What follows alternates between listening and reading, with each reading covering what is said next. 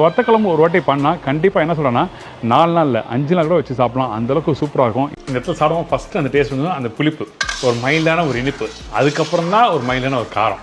Very nice, ரொம்ப நல்லாயிருக்கு. கல்யாண வீட்டு வத்தக்குழம்பு எப்படி செய்யலான்றதை பார்த்துடலாம். அதுக்கு கடாயில் 3 டேபிள் ஸ்பூன் அளவுக்கு நல்லெண்ணெய், கடுகு, வெந்தயம், வரமிளகாய் சேர்த்து நல்லா பொரிஞ்சதும் 1 கைப்பிடி அளவுக்கு சின்ன வெங்காயம், 1 கைப்பிடி அளவுக்கு பூண்டு தோல் உரிக்காமே சேர்த்துக்கலாம்.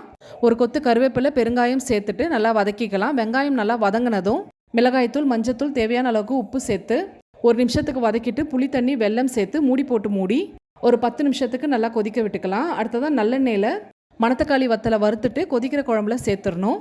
ஒரு கொதி வர ஆரம்பித்ததும் 1/4 மூடி தேங்காவை நல்லா ஃபைனாக அரைச்சி சேர்த்துக்கணும். நல்லா கொதிக்க ஆரம்பித்ததும் கருவேப்பிலை, கொத்தமல்லி தூவி இறக்கணுன்னா செம டேஸ்டான கல்யாண வீட்டு வத்த குழம்பு ரெடி. சாப்பாடில் எத்தனை வெரைட்டிஸ் இருந்தாலும் நம்ம கண்ணு எப்போவுமே இந்த குழம்பு மேலே தான் இருக்கும். என்ன மாதிரி உங்களுக்கும் வத்த குழம்பு பிடிக்கும்னா கமெண்ட் செக்ஷனில் சொல்லுங்கள். அடுத்த வீடியோவில் சந்திக்கலாம். பை.